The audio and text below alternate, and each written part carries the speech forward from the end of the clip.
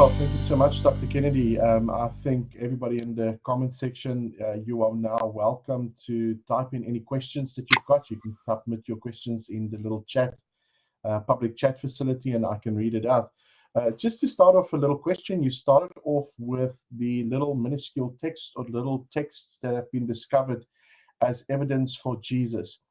What's the difference between patrologists and archaeologists? It seemed like a lot of people think that you dig around for those little fragments, or is there a sub-discipline that actually dig around for that type of archaeological finds? So if they have been found in an archaeological site, then yes, they were found by archaeologists. But oftentimes these are discovered in libraries, preserved in libraries, and monks over the centuries, Christian monks have preserved a lot of these. So someone like a papyrologist, they would take the artifact after it's been discovered, either in an archaeological site or in an old library, and then they would do analysis on it. But they're not usually the ones who are actually going out and finding these things.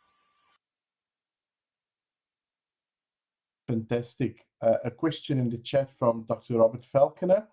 He says, a New Testament scholar once mentioned that Jesus likely owned a house in Capernaum. Is this an educated assumption, or is there evidence for it? It seems to be an assumption. When we read the Gospels, we do see that Jesus is often at the house of Peter and even living there at times. So he may have just been staying with Peter. Perhaps Jesus had a house there also. I think we could make that guess based on how he used Capernaum as his base. And he was around Galilee for years, but yeah, we don't know archaeologically, and we don't have any ancient historical sources that would clarify that for us at this time anyway. Another interesting question from Dr. Falconer. He's also very interested in archaeology and also in architecture. So he writes, I'm interested in the house design in Capernaum compared to other parts of ancient Israel. In other words, Jerusalem. Could you tell us how architectural features differ in Capernaum? As opposed to the rest of Israel? Well, I think they had fairly standard city planning and building styles by this Roman period, where they would essentially use the Roman grid system, at least basically. So they would have a main street through the city or the town, like the Cardo, and sometimes they had the Decumanus, which went east-west.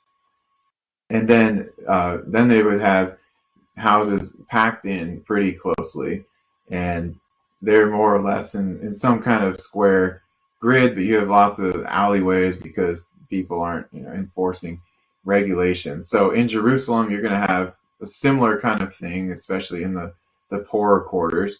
And there was somewhat of a continuation of architectural styles from earlier periods in Israel, but the four-room house that we're familiar with from the monarchy period and the judges period, they weren't still building off of that plan. So it's kind of a merging of some Israelite characteristics and some Roman and Hellenistic style. So you've got these small square houses that are generally 2 stories, but they're not all following the same plan like they did earlier. I think there's a question from David Woods as well. He asks the question, what are the most significant qualitative differences between archaeological evidence and historical evidence in terms of their reliability? In terms of their reliability, okay. Yeah, that's a good question. So when we're talking about historical evidence, we're usually talking about historical texts that have been preserved. And so we usually don't have, well, we never actually have the originals, the original autograph, but usually we have much later copies, right? The New Testament is fairly unique in all the early copies. And so one issue with historical evidence is that people could say maybe this has been changed over time. And occasionally that happens, or we have mistakes in there. Whereas with an archaeological artifact or a structure, it's not changed, right? It's just how it is. You dug it up, and that's how it was. Sure, you can have inscriptions where in antiquity they scratched out part of it and put somebody else's name over it, but we can see that modification there. So there's the tampering issue is not there with archaeological evidence versus historical evidence. And then archaeological artifacts and so forth and structures, those are from the time period that we're looking at. Exactly, like the coin of Pilate, that was issued by Pilate. It was in use while he was the prefect of Judea. It's not a discussion about Pilate's coinage from 100 years later. So that makes some of the archaeological evidence very, very strong because it's contemporary with the time period that we're studying. And again, also the lack of tampering, that just can't happen. So that's often why archaeological evidence is really stressed so much, and also is used to evaluate historical texts. Like Josephus, we could do that with Josephus, just like we do with the Gospels. Excellent. Thank you so much. Grant asks 2 questions. The first one is there still lots of archaeological digs going on in Palestine? If so, do you expect some significant Jesus-related discoveries to be made? And what would be your favorite thing to find? Yeah, there are many, many excavations going on. There was a brief hiatus while things were closed for COVID, but even when Israel wasn't open for traveling, they started doing excavations again. And now it's pretty much going full steam ahead. And so there are things getting discovered all the time. I mean, to me, it seems like every year there's something significant discovered in biblical archaeology. As far as Jesus related stuff, what was just found this summer, in fact, maybe a week or so ago, was in the site of El Araj, which I think is the Beit Saida talked about in the Gospels.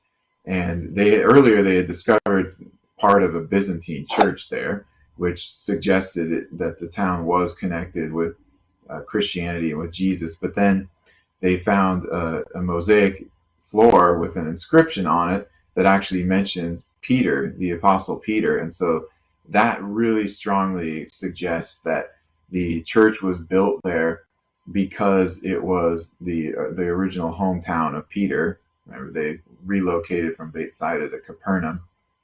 And then that would tell us this is the site of Beit Saida, not the site up the hill and away from the water that is more popularly known as Tel Beit Saida. Fascinating. And then also Grant asks another question. Any plans to dig beneath the dome of the rock? No, they're not. I mean, there's lots of archaeologists that would like to do that, but it's just totally impossible right now. In earlier times, there were people who did some digging and explorations underneath in those tunnels and so forth, and sometimes it was without any kind of permission. Some of the earlier explorers and so forth, but yeah, it's a very, very difficult and politically, religiously sensitive area. So I don't see that changing anytime soon, but maybe in the more distant future. Thank you so much. Well, here's another good question. Are there any reputable tours to Israel that you can recommend? Maybe you do something like that? Sorry, I didn't catch it. Any reputable what? Any reputable tours to Israel that Tours. you recommend? Yes. Definitely. Yeah, there are quite a few good tour guides.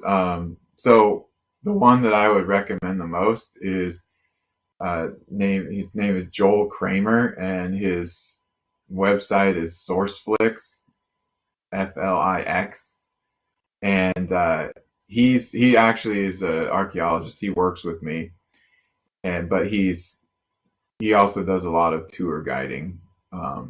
whereas I do some different things and research and some more field work. But yeah, he's quite experienced in tour guiding and archaeology and in biblical history, and he will take people to all the sites that most tours do not go to. You know, a lot of important sites in the West Bank, and he knows them and understands them very well. So he's a Christian archaeologist. So yeah, I'd recommend him as one, and there are others too. I mean, there are a few Israeli tour guides that I think are quite good too, and there's another guy named Doug Bookman who does some larger tours and has been doing them for a long time. He does a good job too. So, but yeah, check out Joel Kramer and Sourceflix. He usually does like 2 or 3 tours a year, I think. Private question. Do you know of anything about the Israeli prison that was dug open in Israel, where they discovered this little, there's you could almost say a little bit of a mosaic that actually declared that Jesus was God? Anything you know about that? It was discovered, I think, by Yotam Temper. Yes. Yeah, it's from the Byzantine period, and so it seems to be a church, or maybe it was a villa that was used, owned by Christians and used as a church meeting place too. But they actually relocated that prison to another area, so now you can go to the archaeological site and see it. Very recently that happened. Here's another question by Dr. Caswin Tseno. He says, thank you, Dr. Kennedy, for this insightful presentation. As far as collaboration is concerned, how valuable is Egyptian discoveries, probably pertaining to the person of Christ and what you've mentioned in your presentation? Yeah, so for looking at the historicity and archaeology of Jesus, I think that some of these Egyptian sources are helpful in showing that people were aware of Jesus's existence in the first century, but also that they were aware of things like his miracles and casting out of demons. He was so famous, or had become so famous and well known for these things, that it had spread to Egypt, another province, very quickly. If this cup that I mentioned is from about 50 AD, then they were already aware of Jesus's miracles, and they're associating it with magic, but by that time. So it helps in the establishment of additional information for Jesus's existence and how people viewed him at that time. But obviously, Jesus spent almost his entire life just in Judea, so the massive bulk of our archaeological evidence is going to be from the Holy Land. Excellent. A question from Dr. Bill Domaris. He says, Dr. Kennedy, my own experience of archaeology was in the city of David, so it's great delight to catch up with the most recent insights into the historical Jesus. Have you had any thoughts about the Tyrian shekel and its implications for the temple cleansing? Yeah, that's a really interesting question, because the Tyrian shekel had this pagan god on one side of it, Heracles, and yet that was the most common coin that they were using for temple donations. And so certainly that would have been a violation of the Mosaic law, but it seemed to be allowed by the religious authorities because of the high purity and the silver of that particular coin. So yeah, I think that we could make the argument that that was also part of it. They were coming and exchanging for those coins, using those coins in the temple, and here it is in direct contradiction of the Mosaic law. So that would make sense to me that Jesus would also rebuke them for that type of practice. Dr. Robert Falconer follows up with a question. Some have suggested that the Jewish temple location is not where the Dome of the Rock is positioned. Are you aware of some other theories, and could you comment on this? Mm-hmm. Yeah, so I don't think that we could say with 100% certainty that the temple was located right where the Dome of the Rock is, although that does seem to be the most likely and plausible. It could have been near there on the Temple Mount. Now, the problem comes in when we have these suggestions that the Temple Mount was not the Temple Mount and that the temple was located in the city of David down the slope. There's zero archaeological evidence for that. In fact, it doesn't even fit logistically because the dimensions that Josephus gives us for the Temple Mount that Herod constructed don't even fit in the city of David.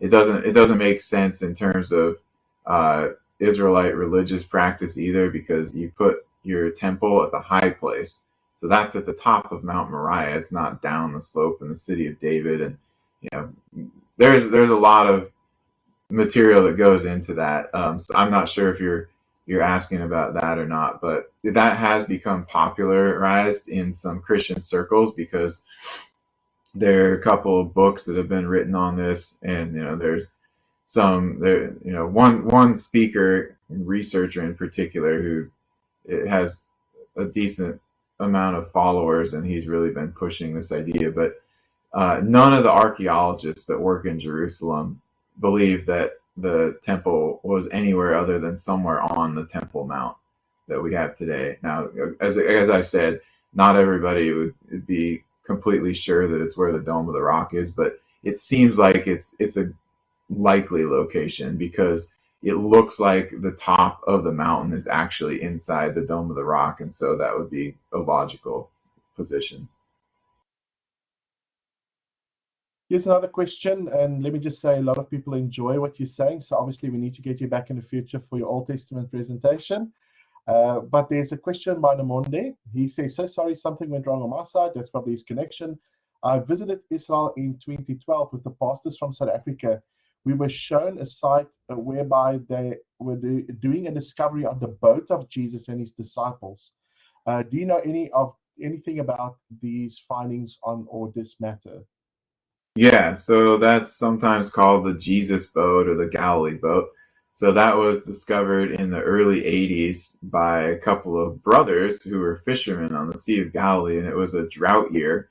And they were actually really interested in ancient boating. And so they were looking for this kind of thing, and they saw what looked like part of a hull of a boat sticking up out of the mud at the shore of the Sea of Galilee. And so they went and investigated it, and archaeologists were brought in who were specialists in marine archaeology and preservation of ancient wood, and the whole of the boat has been preserved because it had been encased in mud since about between 50 BC and 50 AD is the date of it. But it's on display now. Really interesting. It fits the description that Josephus gives of fishing boats that were used on the Galilee in the first century, and what we know from that is that they could accommodate 15 people. So Jesus and his 12 disciples makes perfect sense. That was the same kind of boat that they would have used to get around Galilee on the lake there. So yeah, really, really important contextual discovery. It's not the boat that Jesus and his disciples used, or at least there's no way that we could associate it with any particular person, but it helps us to understand that boat and that time period. Most probably done for tourism. Another question, and maybe this is the last question, is any evidence outside of Jerusalem that you found impressive? There's a mention of a Christian cross, for instance, in Italy, very early on the 60s, they say at Herculaneum, wherever that is. Any other discoveries that have really impressed you outside of Jerusalem? Yes. So yeah, the Herculaneum cross is, we're not sure if that's actually a Christian cross or not, but possibly. One thing that I actually showed, the slide there, was from Rome, the Palatine Hill between 100 and 200 AD. It showed the crucifixion of Jesus. So even though that was not a Christian uh, making that graffito, it still is showing the spread of Christianity. We have a variety of early Christian symbols really that are found all over, from different parts of Israel to parts of Western Turkey to Rome.